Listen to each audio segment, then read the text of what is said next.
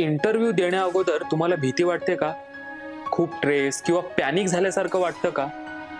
किंवा एखाद्या ठिकाणी पब्लिक स्पीकिंग करताना तुम्हाला भीती वाटते का? तर मग 333 रूल वापरून बघा. म्हणजे तिथे उपस्थित असलेल्या 3 वस्तूंकडे बघा आणि त्यांची नावे मनातल्या मनात घ्या. आजूबाजूला ऐकू येणाऱ्या 3 वेगवेगळ्या आवाजांना ऐका आणि 3 शरीरातील अवयवांची हालचाल करा.